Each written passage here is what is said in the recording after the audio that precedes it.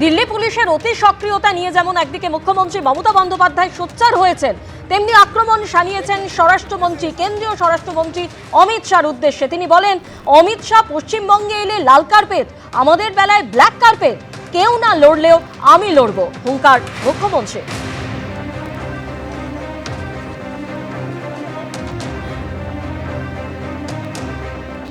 Delhi police को इधर में देखो वास करके ले आया। हमारा जो लोग बंगाल से आया उसको सता रहे हैं, उसको टॉर्चर कर रहे हैं, घर घर में जाके खून ढूंढ रहा है। कोई आया कोई नहीं आया। क्यों नहीं आएगा? अगर जिसको आदमी को डेथ हो गया है वो नहीं आ सकता है, मीडिया को नहीं बता सकता है। बंगो भवन जो हमारा प्रॉपर्टी है उधर में जाके वो लोग चेक करे। ये क्या है? सुप्रीम कोर्ट के हमारे केस चल रहा है, जुडिशियरी के ऊपर हमारा आस्था है। हमारा केस, हमारा इलेक्शन कमीशन में मीटिंग है। हमारा बहुत सारे परिवार आया जो जिंदा है, जिसको मौत दिखाया वोटर लिस्ट से हटाने के लिए, उसका हक छीनने के लिए। तो इसी के लिए मैं जब सुना मैं चला आया। जिधर जिधर में वो है उधर में दिल्ली पुलिस भेज दिया है। जब दिल्ली में एक्सप्लोजन होता है तो तब दिल्ली पुलिस कहाँ रहता है? हम दिल्ली पुलिस को ब्लेम नहीं करेंगे, हम तो ब्लेम करेंगे उसको जो माथा पे है, उसको। हिमालयन इनकॉम्पिटेंस है, देश को सुरक्षा नहीं दे सकता है। बंगाल को ऊपर टर्चर करते हैं, आम जनता को ऊपर टर्चर करते हैं और एसआईआर का नाम पे सत्यानाश कर रहा है। दिल्ली घबरा गया है, इसी के लिए हम आते हैं तो घबरा जाता है। कोई सुरक्षा दिल्ली पुलिस किसी को नहीं दे सकता है। दिल्ली तो एक जमींदार का जमींदारी चल रहा है, दिल्ली में जमींदारी चल रहा है, गरीब लोगों को लिए कोई जगह नहीं है। আবারও আমাদের প্রতিনিধি আশাবুল হোসেন এই মুহূর্তে আমাদের সঙ্গে রয়েছেন। আশাবুল, আমরা শুনলাম মুখ্যমন্ত্রী মমতা বন্দ্যোপাধ্যায় পরিষ্কার অভিযোগ করছেন যে দিল্লিতে জমিদারি চলছে এবং তিনি এসেছেন বলে দিল্লি ভয় পেয়ে গেছে, এবং দিল্লি পুলিশের এই যে অতি সক্রিয়তা তা নিয়ে তিনি প্রশ্ন তুলে বলছেন যে এভাবে বঙ্গভবন ঘিরে রাখা এবং তল্লাশি করতে পারে না দিল্লি পুলিশ। একেবারেই তীব্র ক্ষোভ প্রকাশ করেছেন মমতা বন্দ্যোপাধ্যায়, কারণ বঙ্গভবন সাধারণ মানুষের থাকার জায়গা। এই এখান থেকে কোথায় ঢোকাচ্ছে? আরে বের কর। আশাবুল, তুমি আমাদের সঙ্গে থাকো। যে ছবি আপনারা এই মুহূর্তে দেখতে পাচ্ছেন, একদিকে চাণক্যপুরী, অন্যদিকে হেইলি রোড, এই দুই জায়গার ছবি আপনাদের সামনে তুলে ধরছি। এই দুই বঙ্গভবনেই রয়েছেন এসআইআর আতঙ্কে রাজ্যে যাদের মৃত্যু হয়েছে তাদের পরিবারের সদস্যরা, এবং সকাল থেকেই সেই যারা বঙ্গভবনে যে সমস্ত ঘরে তারা রয়েছেন সেখানে তল্লাশি করছে দিল্লি পুলিশ। এবং এটা শোনার পরে সাউথ এভিনিউ থেকে বেরিয়ে আসেন মুখ্যমন্ত্রী মমতা বন্দ্যোপাধ্যায়।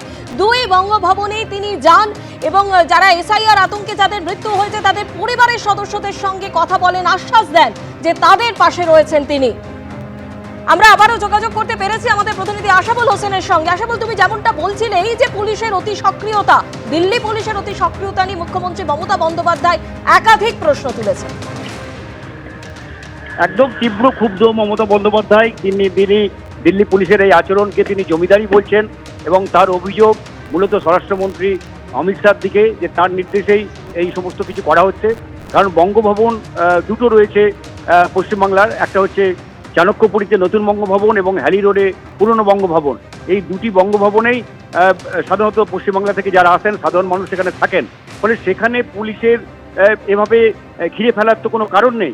আজকে সকাল 9:30 থেকে ওল্ড এবং নিউ এই দুটো বঙ্গভবনের সামনে দিল্লি পুলিশের বিশাল বাহিনী এসে পৌঁছয় এবং কার্যত একেবারে চতুর্দিক থেকে ঘিরে ফেলা হয়, যে একটা যুদ্ধ পরিস্থিতি। এবং তাতে যারা বঙ্গভবনে রয়েছেন, এই স্বজনহারা যারা এসআইআরের কারণে তাদের স্বজনদের হারিয়েছেন বা কেউ আত্মহত্যা করেছেন, বা এমন কিছু পরিবার যাদের নাম খসড়া ভোটার তালিকায় মৃত বলে দেখানো হয়েছে কিন্তু তারা আসলে জীবিত রয়েছেন, তারা রীতিমতো আতঙ্কিত হয়ে পড়েন যে এত পুলিশ কেন।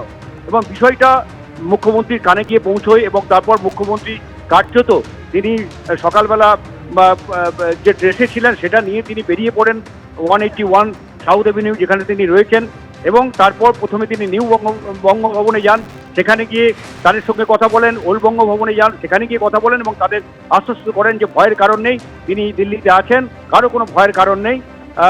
কিন্তু বলা যেতে পারে যে চূড়ান্ত সংঘাতের পরিস্থিতি তৈরি হলো এই নানা বিষয়কে ঘিরে, যখন মমতা বন্দ্যোপাধ্যায় আজকে বেলা 4টের সময় তিনি নির্বাচন কমিশনে যাবেন 15 সদস্যের একটি প্রতিনিধি দল নিয়ে, এবং সেখানে তিনি মুখ্য নির্বাচন কমিশনার জ্ঞানেশ কুমার এবং নির্বাচন কমিশনের যে ফুল বেঞ্চ তাদের মুখোমুখি হবেন।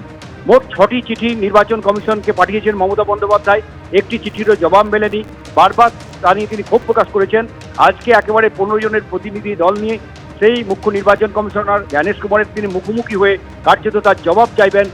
ফলে সেই একটা আবহে মমতা বন্দ্যোপাধ্যায় আজকে আবার দিল্লি পুলিশের অতি সক্রিয়তা, অতি তৎপরতা নিয়ে তিনি তীব্র ক্ষোভ প্রকাশ করলেন এবং তীব্র আক্রমণ তিনি শানালেন অমিত শাহকে লক্ষ্য করে। ফলে চূড়ান্ত একটা সংঘাতের পরিস্থিতি ইতিমধ্যেই, যেখানে তৃণমূল কংগ্রেসের পক্ষ থেকে সুপ্রিম কোর্টে মামলা দায়ের করা হয়েছে, যে মামলা শুনানি চলছে, এক পোস্ট নির্দেশ। পাশাপাশি মমতা বন্দ্যোপাধ্যায় তিনি সুপ্রিম কোর্টে মামলা করেছেন। আবার আজকে দিল্লি পুলিশের অতি সক্রিয়তা, সব মিলিয়ে একটা সংঘাতের পরিস্থিতি। আজকে কমিশনে যাওয়ার আগেই সেই সংঘাতের পরিস্থিতি দিল্লিতে। ধন্যবাদ আশাবুল।